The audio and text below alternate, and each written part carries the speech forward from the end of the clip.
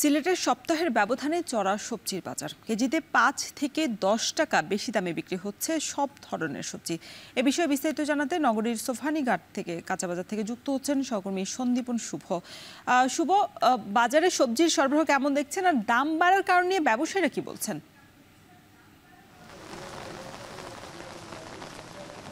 রওশন, প্রথমেই আপনাকে বৃষ্টি স্নাত শুভ সকাল জানাচ্ছি।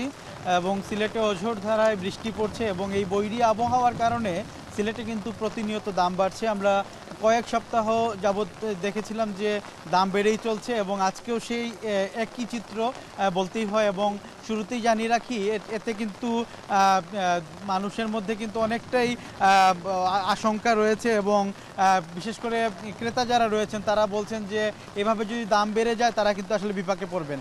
তো আমি শুরুতে আপনাকে জানাতে চাই আজকের বাজার দর সম্পর্কে। আজকে ঝিঙে বিক্রি হচ্ছে খুচরা বাজারে ৮০ থেকে ৮৫ টাকা। এর পাশাপাশি যদি আমি করলার কথা বলি, সেটি বিক্রি হচ্ছে ৭০ থেকে ৭৫ টাকা এবং মিষ্টি লাউ বিক্রি হচ্ছে প্রতি পিস ৭০ থেকে ৮০ টাকা। পেঁপে বিক্রি হচ্ছে প্রতি কেজি ৭০ থেকে ৮০ টাকা। বেগুন বিক্রি হচ্ছে ৮০ টাকা এবং সবচেয়ে যে জিনিসগুলোর দাম আজকে আমরা এখানে বেশি পাচ্ছি সেটি হচ্ছে ধনেপাতা।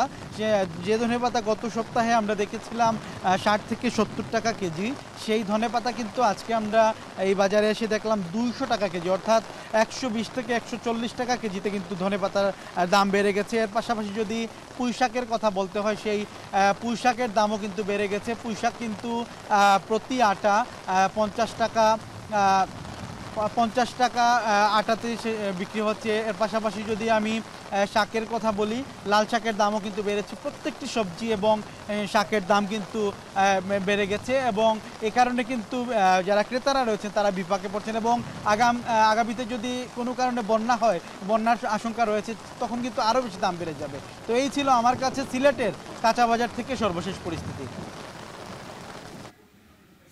সিলেটের সবজির বাজার পরিস্থিতি জানাতে আমাদের সাথে যুক্ত ছিলেন সহকর্মী সন্দীপন শুভ।